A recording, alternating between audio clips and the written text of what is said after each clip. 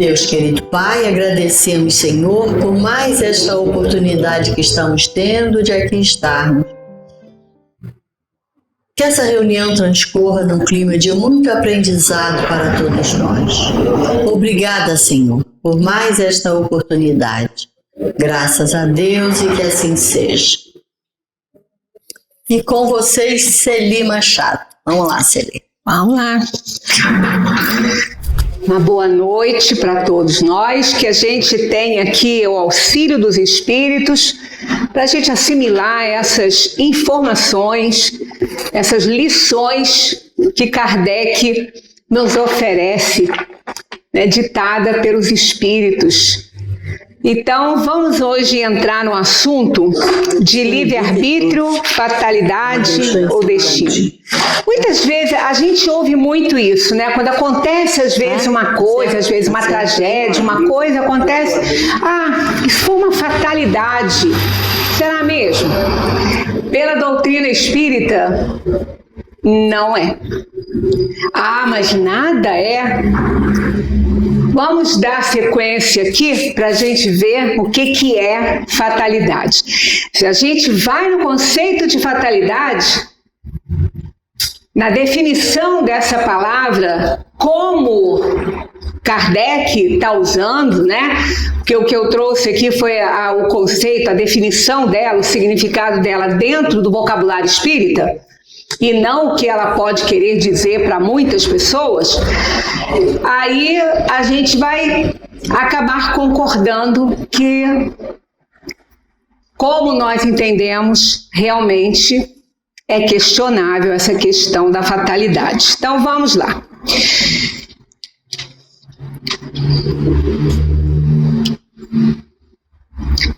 Auxiliar aqui, que nem aqui está indo, ó.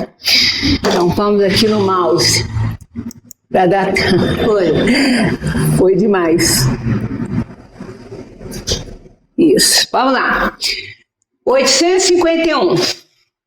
Há uma fatalidade nos acontecimentos da vida, segundo o sentido ligado a essa palavra, quer dizer, da forma que nós entendemos, né, e também da doutrina, no sentido que se dá a essa palavra, quer dizer, todos, grifei, todos, é todos. Não é alguma coisa, não é um ou outro, é um pronome definido, todos. Todos os acontecimentos são predeterminados e, nesse caso, em que se torna o livre-arbítrio. Só por aqui a gente já vai vendo que não é possível que seja fatalidade tudo aquilo que a gente vê e considera ser. Todos os acontecimentos e o nosso livre-arbítrio, que foi o grande presente do Criador quando nos fez simples e ignorantes, com 0% de conhecimento, não de experiências nos planos, nos reinos inferiores, que é o princípio espiritual que hoje, né, que se tornou espírito, é o que nós somos hoje, espíritos, essa matéria-prima, esse princípio espiritual que deu oportunidade depois a Deus de criar o espírito, esse princípio espiritual passou por todos os reinos. Então, 0 de conhecimento, não é nem de experiências em reinos passados, mas não como humano. Então, 0 de conhecimento como humano, né, como um espírito, mas 100% de possibilidade de aprendizado. Então, Deus nos criou desta forma e nos deu um grande presente, que foi a liberdade de escolha, de escolher e construir o nosso caminho, construir a nossa trilha, o nosso aperfeiçoamento para a felicidade plena, que foi para isso que Deus nos criou. Então ele entregou a cada um de nós. Quando esse princípio espiritual estava lá pelos outros reinos, instinto, né? Quando o princípio espiritual estava lá no reino dos animais, instinto com inteligência limitada, mas quando ele entrou no reino nominal, pelas mãos do Criador, que tornou aquele princípio um espírito, aí mudou tudo. Agora, nós não somos guiados pelos instintos, ele está presente para suprir as falhas da razão, mas quem comanda é a razão. A razão comanda. Nós temos conhecimento de causa e nós é que determinamos a nossa vida através das nossas escolhas. Então, se ele nos deu livre-arbítrio, essa questão da fatalidade já está caindo por terra. Porque se tudo, como está aqui, todos os acontecimentos são pré-determinados, para que livre-arbítrio? Então, olha a resposta. A fatalidade não existe senão para a escolha feita pelo Espírito ao encarnar-se, de sofrer esta ou aquela prova. Ao escolhê-la, ele traça para si mesmo uma espécie de destino. Não é um destino, é algo parecido, algo que se deve cumprir, mas esse algo que se deve cumprir foi escolhido por nós. Aí já deixa de ser uma fatalidade como nós entendemos. Passa a ser uma fatalidade porque é algo que deverá acontecer, mas isso por escolha nossa, né, do Espírito ao encarnar. Ele traça para si mesmo uma espécie de destino que é a própria consciência da posição em que se encontra. A própria consequência da posição em que se encontra. Então, a gente vê que eles colocaram aqui essa questão da fatalidade aqui, não como nós entendemos, mas sendo que, se nós fizermos uma escolha de provas para reencarnarmos, então essas provas terão que ser realizadas. Se nós fizermos escolhas das expiações, essas expiações, esses sofrimentos, essas dores, nós teremos que passar. Então é uma espécie aí de destino, algo, né, que podemos chamar de fatalidade no sentido que deverá acontecer. Mas não como nós entendemos que seja independente da nossa vontade aquilo que nós chamamos de fatalidade. Acontece uma coisa, isso é uma fatalidade. Será? Será que não podia ser evitado? Então, se pode ser evitado, não é. Né? Então, aqui, eles colocaram nesse sentido a fatalidade como algo que deverá acontecer. Mas a gente vai levar em consideração ainda algumas coisas dentro dessa questão nos slides próximos. Falo das provas de natureza física, porque no tocante às provas morais e às tentações, o espírito, conservando o seu livre-arbítrio sobre o bem e o mal, é sempre senhor de ceder ou resistir. Então está nas nossas mãos. Está nas nossas mãos, quer dizer, nós não estamos aqui com nossos acontecimentos sendo considerados fatalidades, foram escolhas que nós fizemos. Está aqui. As provas de natureza física é que nós podemos chamar aí de fatalidade, porque elas devem acontecer. Foram escolhidas por nós. Mas no tocante às tentações e às provas morais, as tentações, o espírito, conservando o seu livre-arbítrio sobre o bem e o mal, é sempre senhor de ceder ou resistir. Então, nas nossas provas morais não tem fatalidade. Não existe essa possibilidade. Segundo, aqui nós temos no capítulo 1, no item 10, do céu e o inferno, essa citação aqui, ó. Segundo a justiça, as almas devem ter a responsabilidade de seus atos. Claro, senão seria injusto. Se eu não fosse assumir a responsabilidade do que eu faço, quem é que vai assumir? Se fui eu que tomei aquela decisão e eu que tive aquela atitude, outro vai assumir para mim? Não. Então eu tenho que ser responsável por aquilo que eu escolho e faço, né? Então, segundo a justiça, as almas devem ter a responsabilidade de seus atos. Mas, para que sejam responsáveis, é preciso que sejam livres para escolher entre o bem e o mal. Aí tem alguma coisa, há uma condição, tá vendo? Para ela ser responsável. Sem livre-arbítrio, há fatalidade. E com a fatalidade, não haveria responsabilidade. Então, se a gente não tiver livre-arbítrio, aí vai ter fatalidade em tudo. Se eu não tenho a possibilidade de escolher, se eu não posso fazer nada diante daquela situação, então é uma fatalidade. Eu não posso escolher. Agora, com fatalidade, não haveria responsabilidade.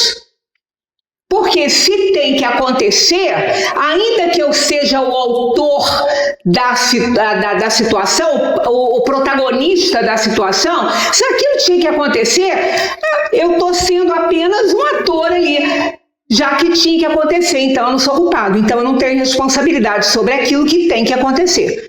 Então já começa aí botar em questão a sabedoria divina, que aí já não vai funcionar muito bem.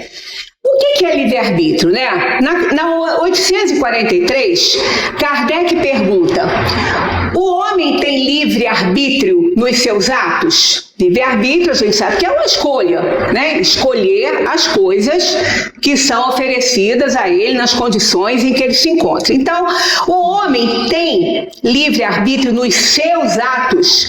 Aqui, ó, abrangeu tudo. Nos seus atos.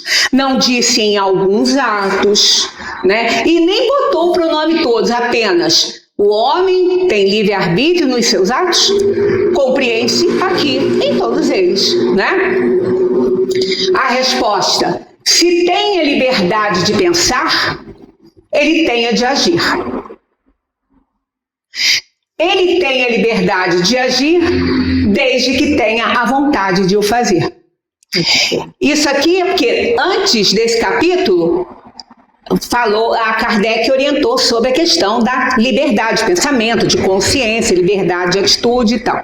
Então, se o espírito tem a liberdade de pensar, ele tem a de agir. Por quê? Porque o pensamento alicerça as ações. O pensamento. Nada acontece sem ser pensado. Essa mesa aqui, quando foi feita, ela foi pensada. Tudo é pensado antes de ser feito. Então, se eu tenho a liberdade de pensar, já que Deus me dá essa oportunidade de pensar livremente, então eu também tenho a de agir, senão para que eu ia pensar? Se eu não puder colocar o meu pensamento em ação, né? Então não poderia pensar. E já que o pensamento é atributo da alma, a alma que pensa e ela não para de pensar um minuto, porque não existe essa possibilidade. Quando a gente pensa que não está pensando, a gente está pensando que não está pensando. Então não tem jeito, né? Então é claro que eu tenho aí a liberdade de agir. Mas quem sabe se eu quero agir ou não sou eu.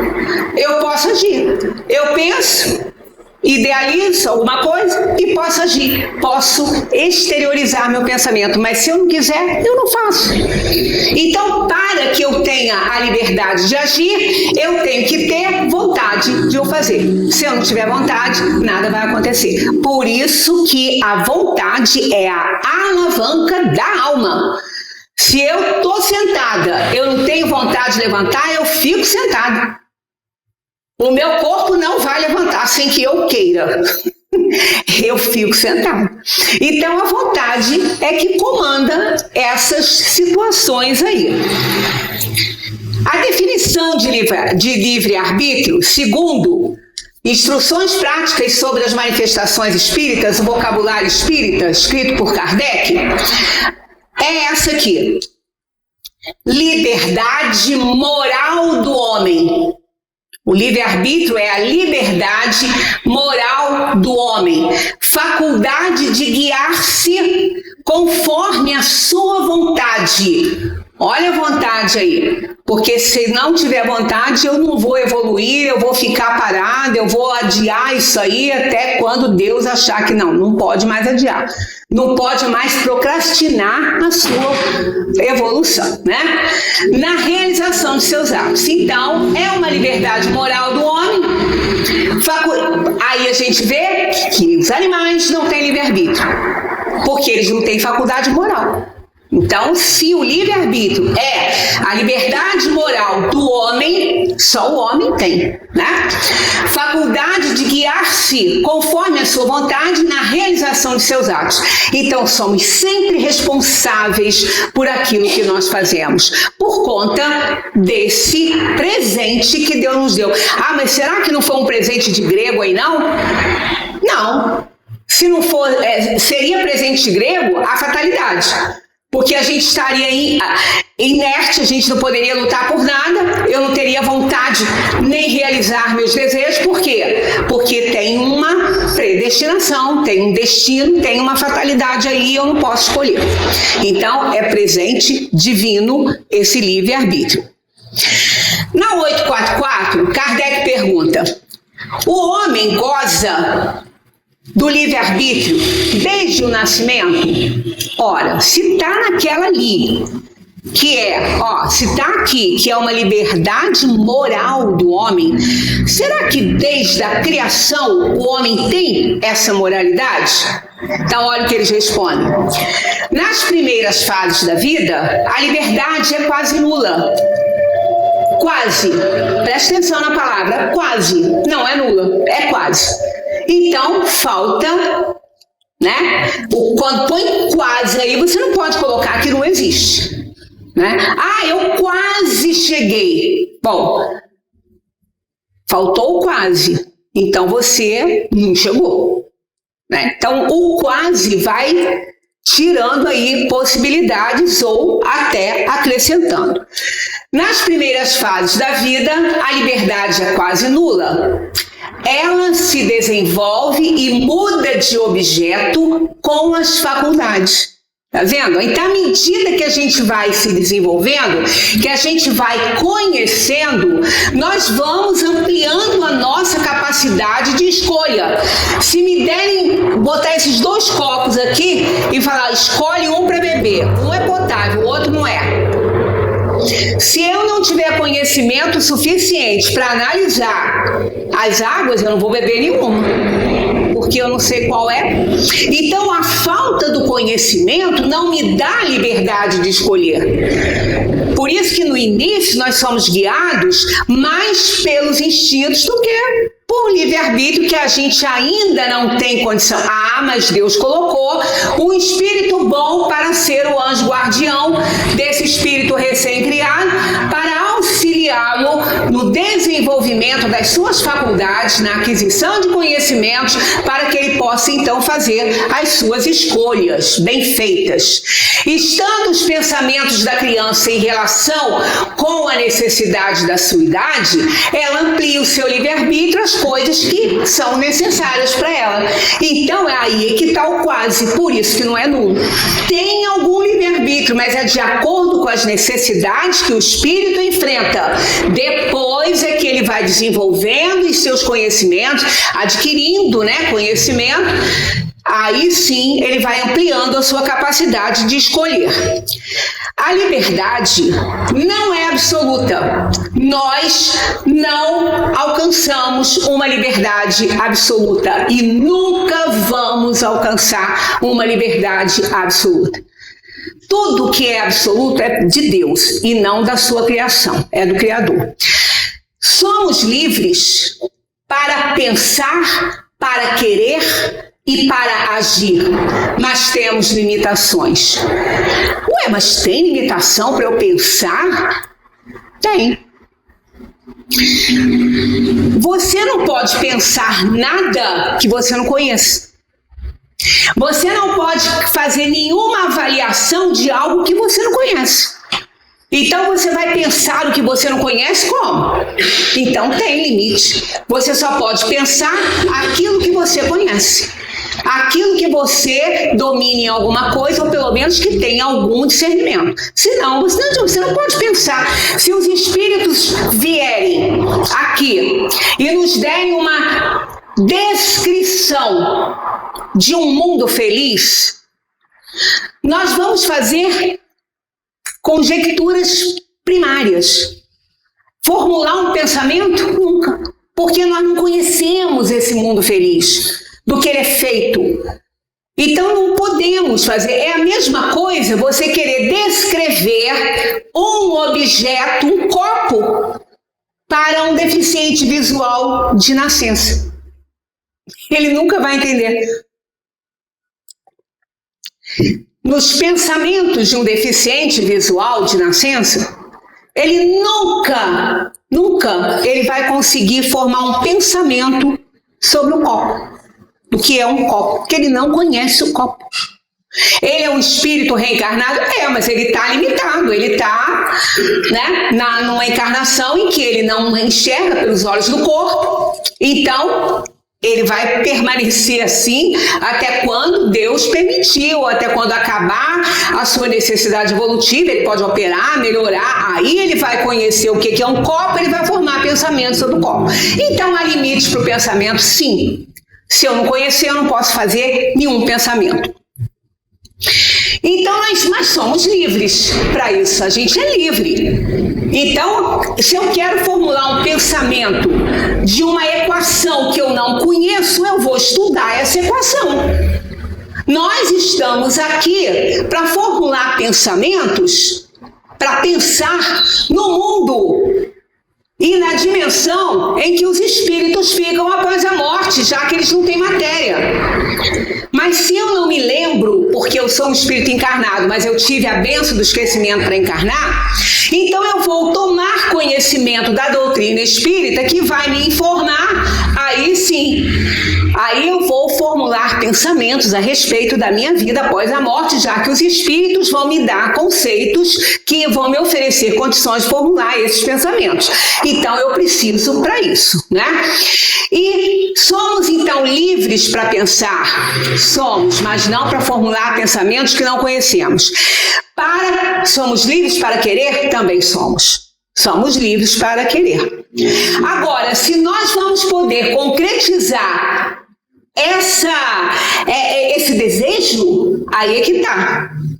Se de repente a gente quiser algo aqui, né, nesse momento, que dependa de tempo para ser realizado, nesse momento agora, eu não adianta desejar, não posso querer, porque eu vou ficar querendo. Porque vai depender de uma opção de situações, de outras pessoas, então eu tenho que também regular esses meus desejos, porque não é tudo que eu quero que eu vou conseguir. E para a ação é aquilo, já que é um pensamento que alicerça a ação, e eu ainda preciso ter vontade de realizar, também ele tem seus limites, porque nós oferecemos esses limites, né? Nós mesmos. Nossa liberdade é determinada pelas leis, pelo que somos ou pela verdade. Então, olha só, ela não é absoluta por isso. É muito importante isso aqui, ó. Nossa liberdade é determinada pelas leis. Tem leis que eu preciso cumprir, então eu não sou livre para fazer o que eu bem entendo no mundo, porque eu tenho que seguir leis que coordenam a sociedade em que eu vivo. Eu não sou livre para isso. Eu não sou livre para fazer com o meu semelhante o que eu quero, porque existe um Criador que controla isso aí. Eu não tenho essa autoridade. Então, eu também preciso atrelar a minha liberdade ao que eu sou. Ou o que eu sou. Né? O que eu sou? Só eu posso responder. Aí a necessidade de nós praticarmos bastante a reflexão, olhar para dentro, refletir para dentro. É isso, né? Refletir é pensar aquilo que você é. Você sabe do que você pode ser capaz. Você não tem certeza se vai ser, mas você sabe do que você pode ser capaz. Então, se eu sou uma pessoa invejosa, uma pessoa egoísta, orgulhosa, se eu não sou uma pessoa boa, a minha liberdade é limitada. Ela é limitada, porque eu não posso fazer coisas que estão além do meu conhecimento, além daquilo que eu sou. Isso aplica até mesmo para cargos, né?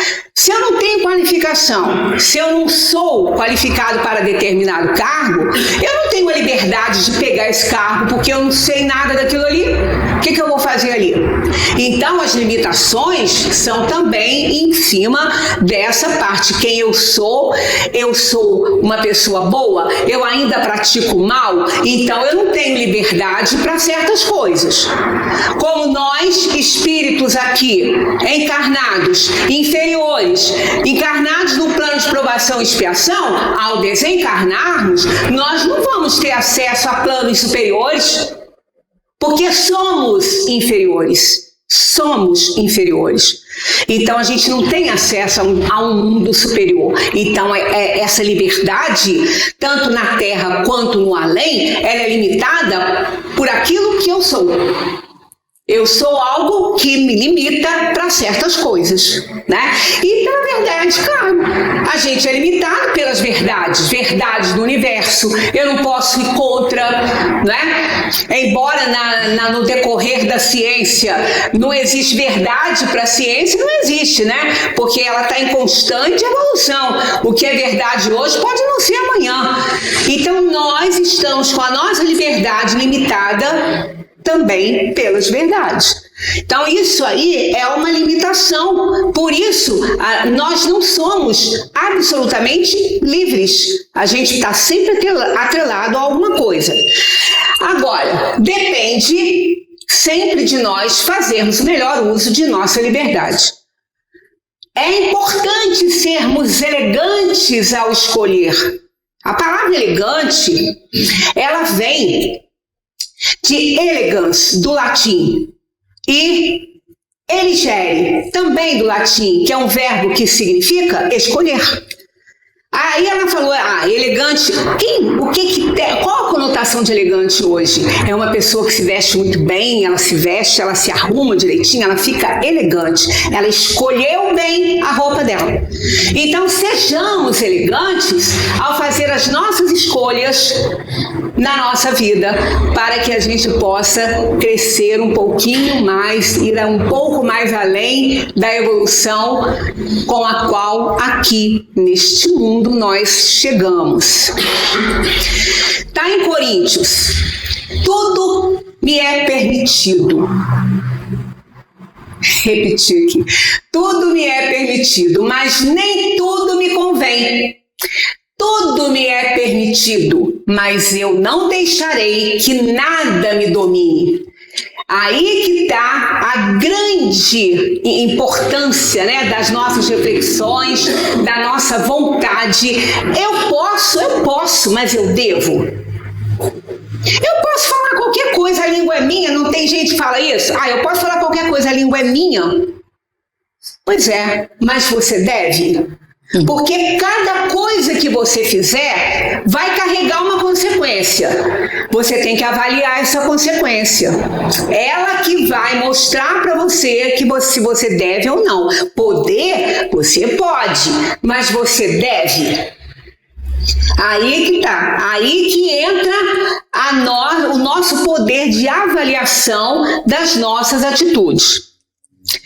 O que é, então, a bendita fatalidade?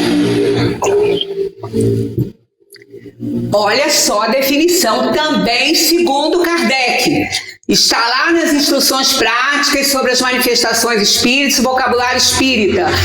Kardec define as expressões que ele usa, com a definição que ele colocou na codificação. Então está aqui. Destino inevitável. Aí já começou mal. Aí a gente já vê que é impossível isso existir. Destino inevitável? Onde estava o livre-arbítrio? Se eu tenho um destino inevitável, eu vou escolher o quê? E esse presente foi Deus que me deu? Já começo por aqui. Destino inevitável. Doutrina que supõe sejam todos os acontecimentos da vida. Todos eles, sem exceção. Todos os acontecimentos da vida e, por extensão, todos os nossos atos. Predestinados e submetidos a uma lei a qual não nos podemos subtrair. Olha só, não dá para ter. Não dá para as coisas serem fatalidades. Se eu faço as minhas escolhas, a consequência que eu tenho que encarar não é uma fatalidade, não. É a consequência da escolha que eu fiz. Se foi boa, ótimo para mim, mas se não foi, eu tenho que me responsabilizar, porque não é uma fatalidade.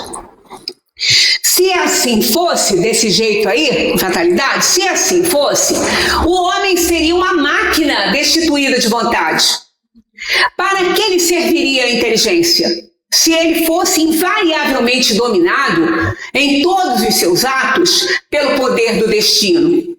Semelhante doutrina, se verdadeira, representaria a destruição de toda liberdade para o homem, nem mal, nem crime, nem virtude.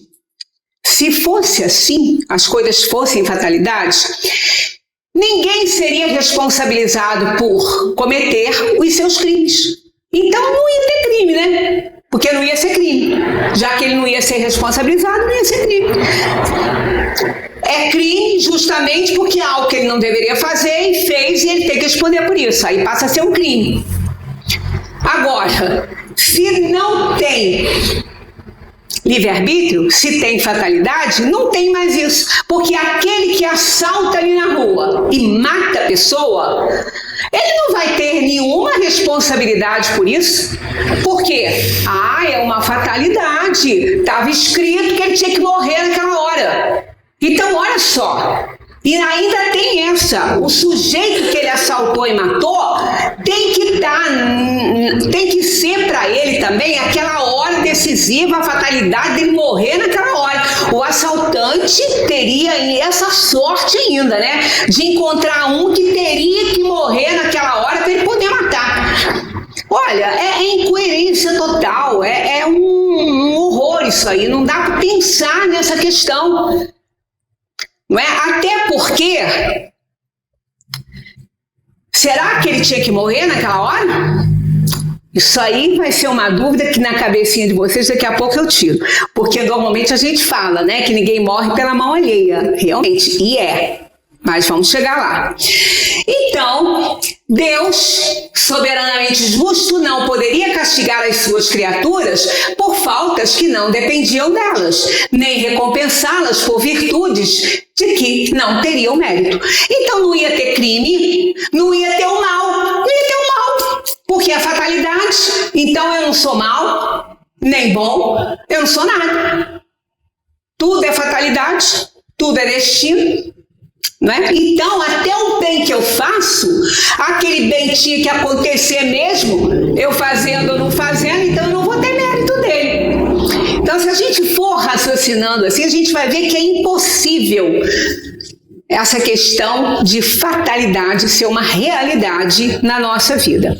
A fatalidade não é, entretanto, uma palavra vã. Então por que ela está aí, né? Então por que ela existe se ela não está prestando para nada? Não é bem assim. Ela não é uma palavra vã, ela tem seu momento. Então olha lá, é aquele lá do início. Ela existe no tocante à posição do homem na terra e as funções que nela desempenha como consequência do gênero de existência que seu espírito escolheu como prova, expiação ou missão. Foi aquele primeiro quadrinho que nós vimos, né? Primeiro não, o terceiro, foi até o terceiro quadrinho que está lá no Céu e Inferno, que seria, né, não seria justo que a gente tivesse, que tudo fosse fatalidade. Mas a fatalidade ela existe nesse sentido que nós falamos. Não é que ela que seja um destino, mas eles colocam como fatalidade algo que deverá acontecer por escolha nossa.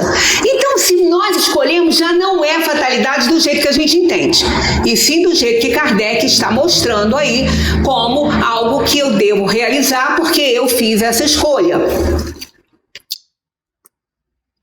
Eu vi, acho que foi aqui embaixo. Sofre ele de maneira fatal, olha só, sofre ele de maneira fatal todas as vicissitudes dessa existência e todas as tendências boas ou más que lhe são inerentes. Imaginemos uma pessoa que tenha escolhido nascer numa comunidade violenta. Tá lá. Ele escolheu isso porque, né, nos planos que ele fez, analisando os erros que cometeu, ele acha que naquele local ali ele vai ter uma boa chance, e uma chance talvez muito maior, de resgatar muitos erros que ele tenha cometido, até pode ser ali mesmo, naquela mesma comunidade. Então, ele vai, porque ele fez essa escolha, ele vai sofrer o quê? Todas as vicissitudes. É fatal isso não pode ser mudado para ele. Ele escolheu ali. Então, ele vai sofrer todas as situações ruins, ele vai passar por todas as situações ruins daquela comunidade. É fatal isso, porque ele fez essa escolha e ela trouxe isso no pacote. Então, aí é fatal. É fatal por quê? Porque ele fez uma escolha de nascer num lugar que tem esse tipo de vida e ele está fatalmente envolvido nesse tipo de vida, porque ele escolheu nascer ali. Mas ele escolheu. Não foi um destino imposto por Deus. Ele escolheu porque ele achou que assim ele evoluiria mais rápido. Então é nesse sentido que a gente pode dizer que algo é fatal, porque a situação que eu vou enfrentar por conta das escolhas que eu fiz para reencarnar, para resgatar o meu passado delituoso. Então aí ela não é vã, né? Como a gente pensa, ela existe dessa forma, mas fomos nós que escolhemos, né? Sofre ele então de maneira fatal todas as vicissitudes dessa existência e todas as tendências boas ou más que lhe são inerentes. Ele vai ter que enfrentar as suas tendências inferiores. Olha só, que luta que vai ser para ele. E é fatal isso. Isso é fatal. Fatal é algo que não pode trocar.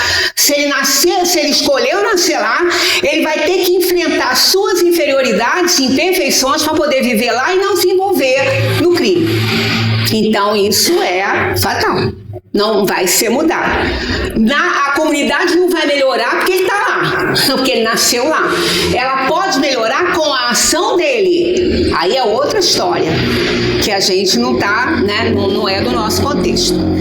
Mas até isso, né, se reduz a fatalidade. Há uma questão que diminui essa questão da fatalidade. Depende de sua vontade ceder ou não a essas tendências. É fatal ele estar lá. É fatal ele ter que enfrentar as situações. Mas não é fatal o que ele vai fazer com as atitudes que ele vai tomar. Não é fatal o que ele vai escolher para ele. Isso não é fatal, porque isso é moral. E não existe fatalidade nos assuntos morais, só nos físicos. Então aí diminui ainda mais um pouco essa questão de ser fatalidade, né? Porque ele vai depender da vontade dele ceder ou não aquelas influências ruins que ele vai enfrentar nesse local que ele nasceu. Os detalhes dos acontecimentos estão na dependência das circunstâncias que ele mesmo provoque, com os seus atos e sobre os quais podem influir nos espíritos, através dos pensamentos que lhe sugerem. Ainda tem essa, a gente ainda tem as influenciações espirituais que vão nos alcançar. Se nós estivermos bem sintonizados, serão boas. Se estivermos mal sintonizados, serão influências ruins. Ainda temos que contar com isso, com a influência dos espíritos que podem ainda piorar, que podem exacerbar naquela pessoa que está lá as tendências ruins que ele ainda tem. Resquícios de uma encarnação anterior que ele viveu lá mesmo. Até isso ele terá que enfrentar. A fatalidade está, portanto, nos acontecimentos que se apresentam ao homem como consequência da escolha de existência feita pelo Espírito. Só aí que ela está. Ou então depois, que é na morte, né? No momento da morte. Mas pode não estar no resultado desses acontecimentos. É o que a gente acabou de falar. A fatalidade está, portanto, nos acontecimentos que se apresentam ao homem como consequência da escolha de existência feita por ele. Mas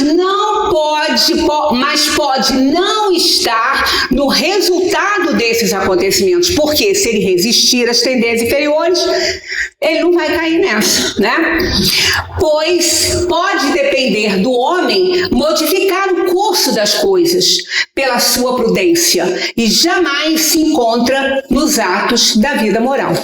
Né? Nunca a fatalidade está nos atos da vida moral. Jamais, porque isso depende da escolha que o Espírito faz diante daquela vida que ele escolheu. Então, não podemos nem chamar isso de fatalidade, né? Assim, segundo a doutrina espírita, não existem arrastamentos irresistíveis. O homem pode sempre fechar os ouvidos à voz oculta que o solicita para o mal no seu foro íntimo, como pode fechar a voz material de alguém que lhe fale. Ele o pode, pela sua vontade, pedindo a Deus a força necessária e reclamando para esse fim a assistência dos bons espíritos. Temos um anjo da guarda, um anjo guardião, um espírito superior. Sabe o que é um espírito superior? Ele não tem orgulho, inveja, não tem nada. Ele está acima de nós, muita coisa. Nós somos inferiores, imperfeitos. Estamos na terceira ordem. O espírito superior, ele não tem mais nenhuma das paixões que nos assolam. Por isso que ele pode nos tutelar, por isso que ele pode nos aconselhar. E ele nos aconselha, mas a gente tem que pedir, porque ele é um bom espírito, ele não invade a nossa privacidade. Olha só, um bom espírito, ao vê-lo fraquejar, pode correr em seu auxílio, mas não pode influir sobre ele a ponto de subjugar-lhe a vontade. Só quem faz isso é espírito inferior, é obsessor que nos subjuga. Um espírito superior jamais. O anjo da guarda, ele pode nos livrar de algo que não está no nosso controle, que não depende de nós melhorar a situação. Ele pode nos proteger assim, sem que a gente peça, de algo que não está no nosso controle e que está nos ameaçando, mas nós não temos que passar por aquilo ali e a gente não tem nem noção. Quantas vezes nós somos salvos de situações que a gente nem imagina pelo anjo da guarda. Agora, naquilo que depende de nós, naquilo que depende da nossa ação, da nossa atitude, do nosso desejo e vontade, ele não vai nos livrar a menos que a gente peça, porque ele é um espírito bom. Ele não vai interferir no nosso livre-arbítrio, ele não pode fazer isso. Por isso que a gente tem que pedir a ajuda dele. E está lá na questão do livro dos Espíritos sobre anjos da guarda, eles pedindo que a gente os chame, que a gente peça as coisas a ele, porque ele está ali para isso. Cada um tem o seu anjo guardião, que vai nos intuir, não vai se materializar para ditar nada, mas vai usar as coisas, as pessoas, as situações que vão realmente nos auxiliar nas nossas dificuldades de espírito inferior. Um espírito mau, ou seja, inferior, ao lhe mostrar ou exagerar um perigo físico, pode abalá-lo e assustá-lo, porque ele não tem limites para ele. Se a gente entra na sintonia, ele não espera que a gente peça a ele para nos fazer mal, não, ele vai fazer. Se a gente estiver em sintonia com ele, nós vamos receber os pontos negativos que ele está nos oferecendo, né? Mas, tenho mais, se não fosse assim, né, seria injusto. Mas a vontade do espírito encarnado não fica por isso menos livre de qualquer entrave. Viu no outro slide? Há arrastamentos ao mal, mas não são irresistíveis. O homem é sempre livre na sua vontade de resistir ao mal. Então a gente não tem que culpar ninguém. Somos os únicos responsáveis pela nossa graça ou pela nossa desgraça. Mário Quintana tem até uma frase que ele fala: o pior de tudo que acontece conosco quando a gente não gosta é que a gente não pode culpar ninguém. E é verdade, não podemos. Quando selecionamos um determinado comportamento cujo resultado é possível prever, estamos também escolhendo esse mesmo resultado. E, obviamente, devemos aceitar as responsabilidades de tal fato. Ninguém de nós que está nesse nível evolutivo que nós nos encontramos aqui na Terra, de terceira ordem, nove classes, mas a terceira ordem de espírito inferior, está impossibilitado de fazer avaliação entre o bem e o mal, não. A gente sabe, só que às vezes nos compraz. Aí a gente prefere botar um véuzinho em cima aí, cobrir a consciência e vamos ver o que dá. Mas nós sabemos que estamos errando, sim. A gente sabe disso. Respondemos por tudo o que experimentamos em nós mesmos. Enfim, criamos nossa própria realidade. O que a gente pensa, o que a gente cria, é aquilo que realmente nós vamos concretizar. Vai se materializar na nossa frente, porque é o que a gente atrai. É o que a gente atrai, é a lei de causa e efeito. Comentário de Kardec. As ideias justas ou falsas que fazemos das coisas nos levam a vencer ou fracassar segundo o nosso caráter e a nossa posição social. Achamos mais simples e menos humilhante para o nosso amor próprio atribuir os nossos fracassos à sorte ou ao destino do que a nós mesmos. Se a influência dos espíritos contribui algumas vezes para isso, podemos sempre nos subtrair a ela, repelindo as ideias más que nos foram sugeridas por eles. Então eles não podem nos fazer mal se a gente não der entrada para eles. Eles não vão nos alcançar. Mas às vezes a gente não quer essa luta, essa guerra aí, né? A gente não quer esse trabalho, né? Então a gente prefere culpar o outro, culpar o vizinho, culpar o consorte, culpar o amigo, das coisas ruins que nos acontecem. Mas não tenhamos dúvida, nós somos os únicos responsáveis pela nossa graça ou pela nossa desgraça. Ninguém nos faz mal. Ninguém. Quando alguém nos faz mal é porque estamos receptivos a ele. Então, de qualquer maneira, nós é que estamos nos fazendo mal. Quando alguém faz alguma coisa para nós que nos ofende, que nos magoa, a gente está se magoando porque a gente quer. Ninguém é obrigado a se magoar com o que o outro fala. O outro pode falar o que for. Agora, eu receber aquilo ali, se alguém te der um pacote, né? Um pacote suspeito de presente, você vai pegar? Claro que não, você vai ficar meio ressabiado. Vai falar, fulano, põe isso aí no chão e abre para ver o que é. Você não vai pegar. Então por que a gente fica pegando essas mágoas, essas ofensas, e ainda falar que o outro te fez mal? Não, foi você que aceitou a mágoa e a ofensa que ele te fez. Ninguém é obrigado a ficar na frente das pedras. Pode se esquivar e deixar a pedra passar, né? Certas pessoas escapam a um perigo mortal para cair em outro. Parece que não podem escapar à morte. Não há nisso fatalidade?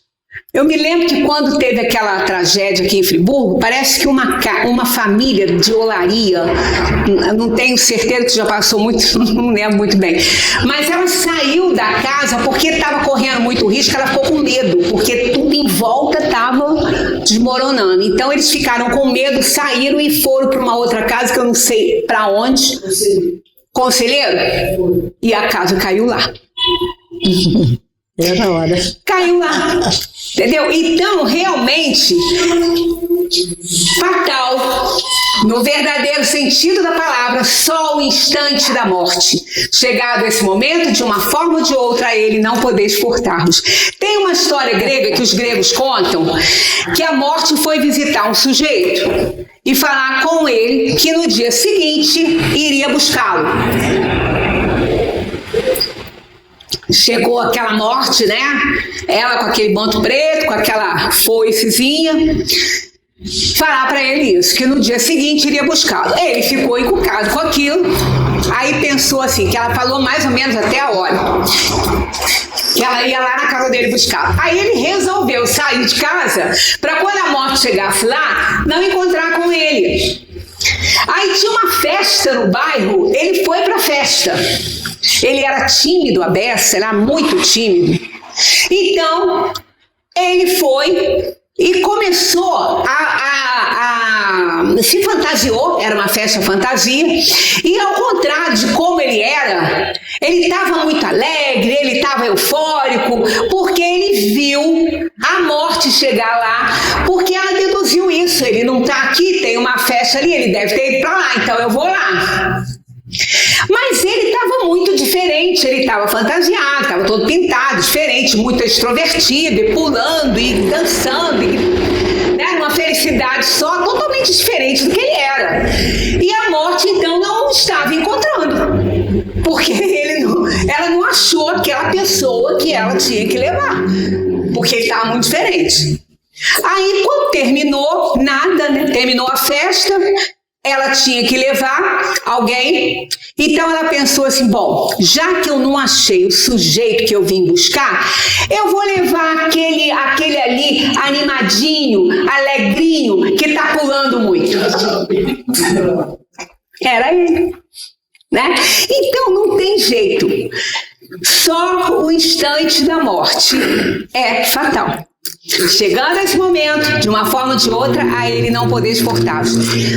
Um adendo, se não der tempo de terminar, eu nem termino, porque está chegando, mas isso eu tenho que falar. Gente, instante da morte não é data fixada, por favor. Nós não nascemos, não trazemos no nosso plano encarnatório uma data para voltar. Não tem dia nem hora fixo para a gente voltar.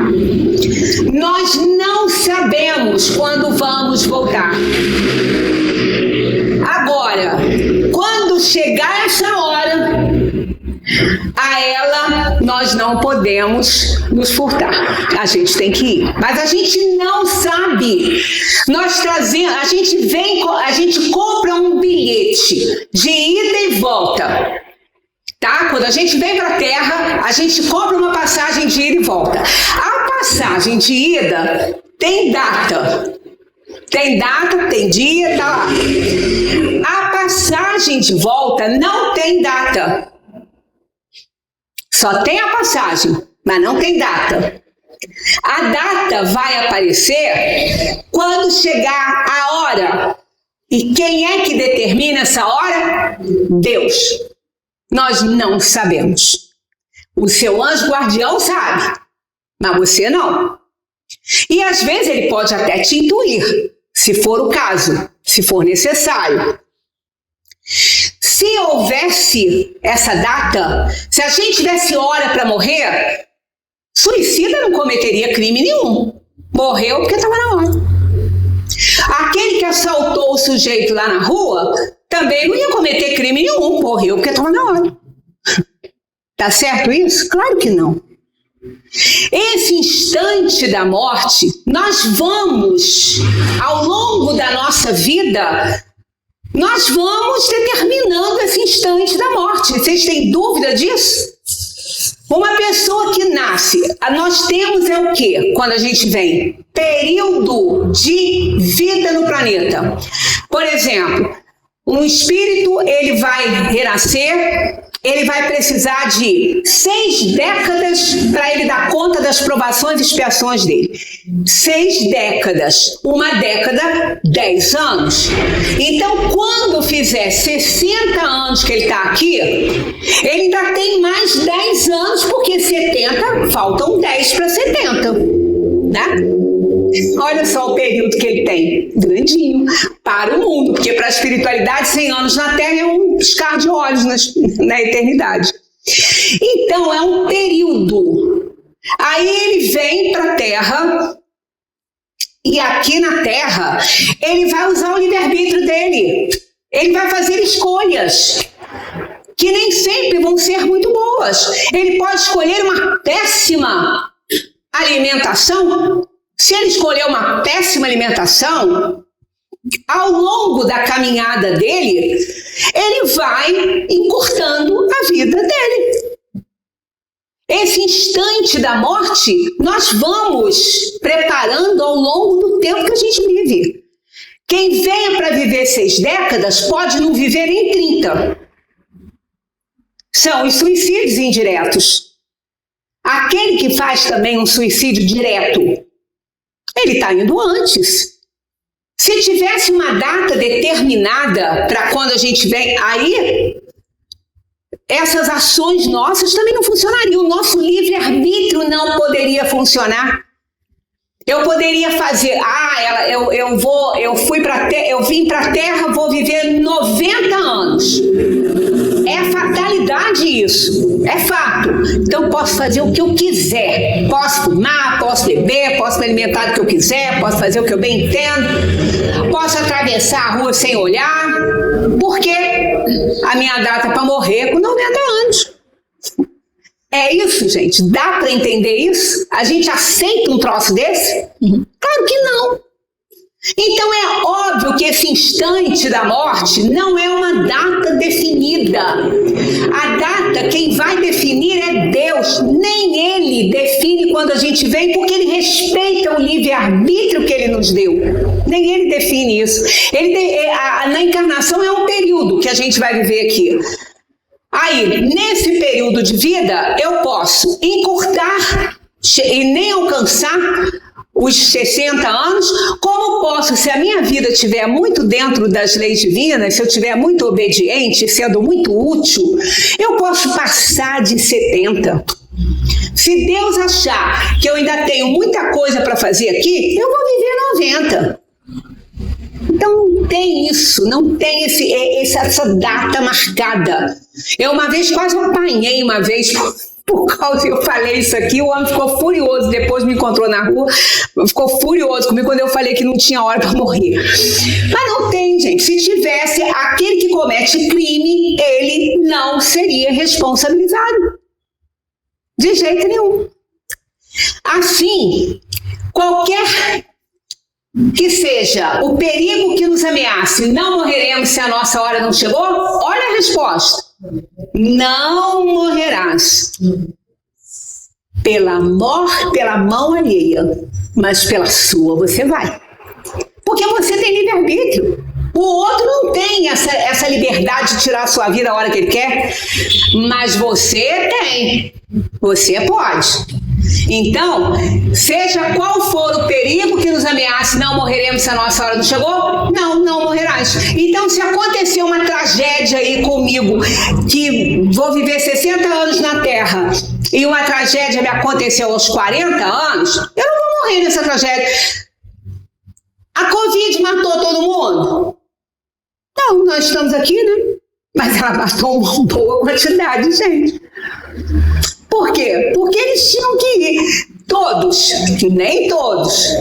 Poderia ser até que aquele que ficou sem fazer um tratamento, achando que aquilo era uma bobagem, esse pode ter ido na frente.